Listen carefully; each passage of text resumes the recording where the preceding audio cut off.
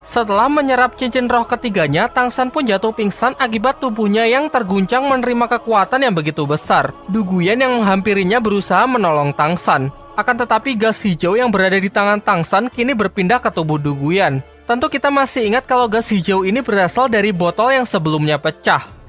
Tangsan yang masih tak sadarkan diri, tiba-tiba jaring laba-laba hitam menyelimuti seluruh tubuhnya menjadi kepompong.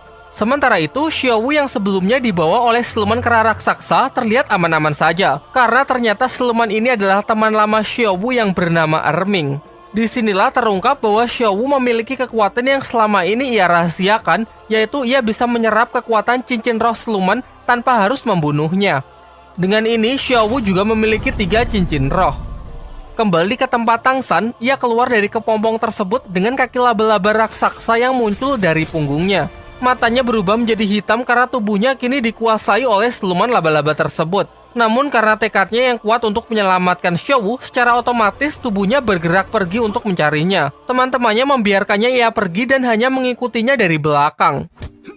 Di sisi lain, Dai Mubai tengah bertarung melawan kakak dari Su Ying yang ingin membawa adiknya tersebut untuk pulang. Meskipun sebenarnya Su Ying menolak karena ia ingin tetap berada di Akademi Sri Lanka. Namun setelah melihat banyak orang yang bermunculan, ia pun akhirnya menyerah dan pulang sendiri.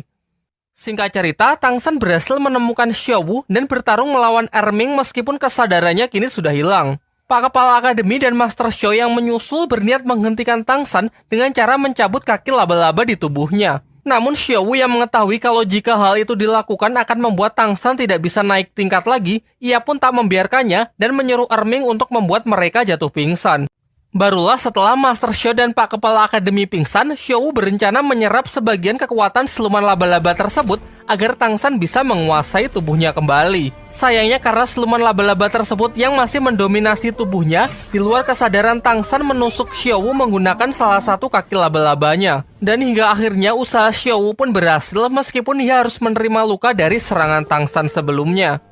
Tak lama setelah itu, semuanya pun berkumpul yang sudah mendapati Tangsan dan Xiaowu tengah pingsan. Tangsan yang sadar terlebih dahulu sangat syok ketika ia tahu bahwa dirinya lah yang telah melukai Xiaowu.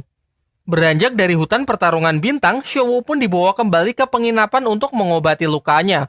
Kedua pengawal Duguyan yang masih penasaran dengan Tangsan datang untuk melihat kondisinya yang harusnya tak bisa pulih setelah tubuhnya diambil alih oleh siluman laba-laba. Lalu mereka juga memastikan gas hijau apa yang sebelumnya berada di tangan Tangsan yang kemudian berpindah ke tangan Duguyan. Namun Tangsan menepis tuduhan tersebut sehingga mereka hanya mengira kalau sudah salah lihat.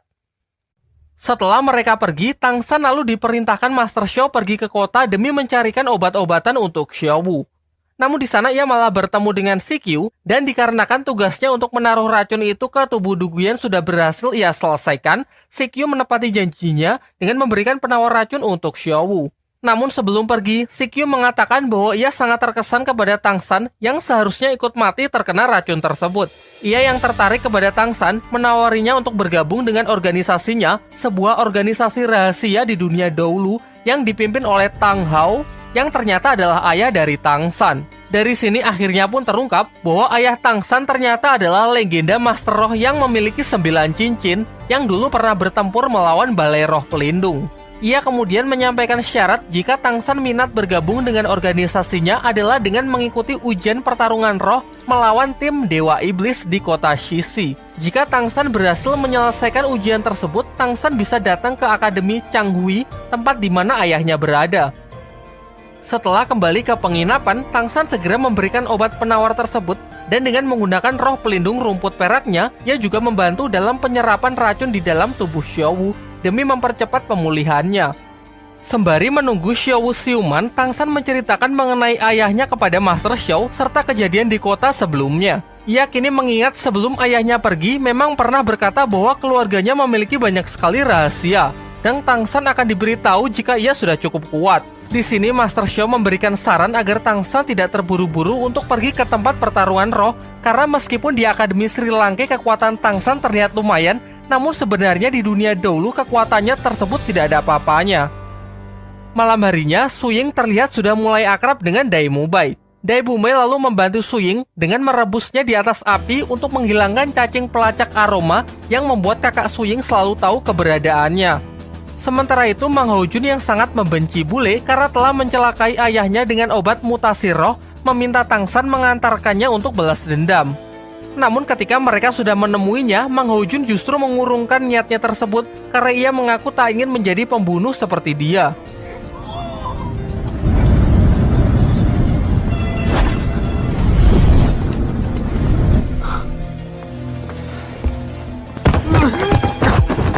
Tak lama setelah kepergian Tang San, Sikyu datang menemui bule.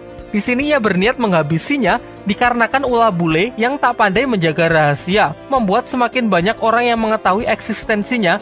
Tak hanya Akademi Sri Lanka, bahkan Balai Roh Pelindung sekarang mencarinya.